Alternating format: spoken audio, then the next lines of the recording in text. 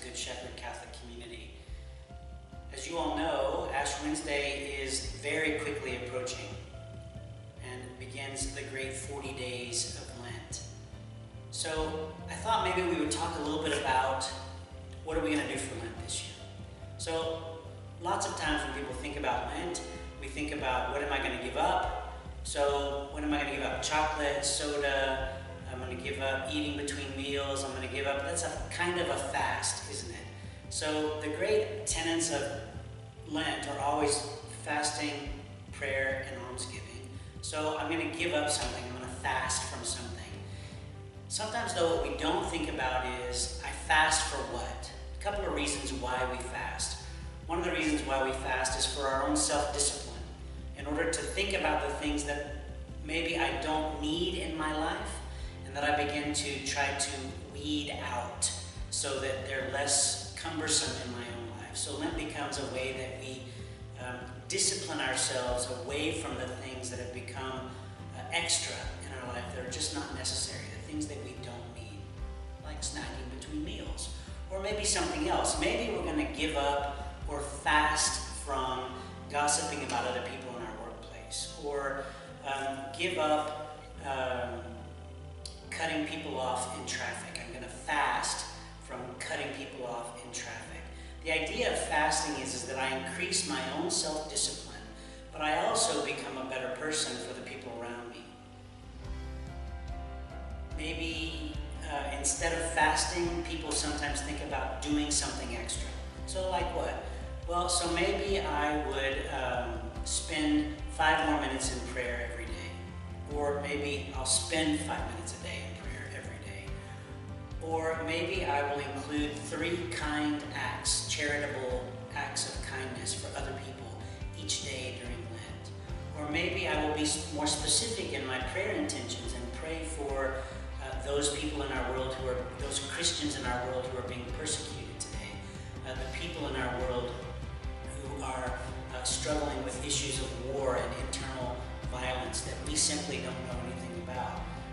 Maybe I will think about reaching out to the person in my workplace that no one else reaches out to, and spend some dedicated time talking with that person.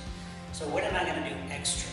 How am I going to reach out? How am I going to go outside of myself to do something for someone else? So we could fast, we could do something extra.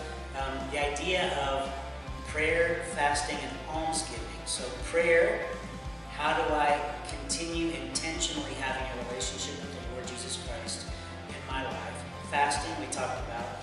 Almsgiving. Let's talk a minute about almsgiving. Almsgiving is not the same as tithing. Tithing means, scripturally based, that I give a minimum of 10% of everything that I have, time, talent, and treasure, back to God. God gives us everything, so we give back to God a minimum of 10%, time, talent, and treasure. That's a tithe. Almsgiving is different. Almsgiving is, how do I go over and above? What's extra that I do? So we talked about doing something extra is something like almsgiving. So bringing food on Sundays to put in our basket at the altar, because every day, every week, we have people who come to us who are hungry, who are in need. So maybe you're going to bring something at the offertory time, you'll put it in the basket at the foot of the altar that we can share with other people. Maybe you are going to give to our Ash Wednesday collection for social services. Maybe you're going to volunteer your time at the Northwest Assistance Ministries or at the Hope Center for the Homeless. Something like that is an alms. Maybe you're going to help somebody that you see in need. That's a kind of an almsgiving. So something over and beyond. One thing that I want to suggest to you, and something that we're going to do here at Christ the Good Shepherd. So on the Sunday before Ash Wednesday, we're going to give out these little journals to every person in the parish who wants it. It's just a little bitty journal. It's empty, lined pages. Why are we going to do this? So the past year or so we've given out several books, particularly from Matthew Kelly and Dynamic Catholic. Why have we done that? The opportunity for people to grow in their own faith in some way. If you've read by chance the last book that we gave out by Matthew Kelly, Resisting Happiness, one of the things that he talks about that, or if you went to the talk that he did when he was here some months ago, he talked about having a mass journal. Well, we kind of picked up on that idea, and we're giving every single person in the parish a journal. Why? We're asking you to be intentional about your faith journey this Lent and this Easter.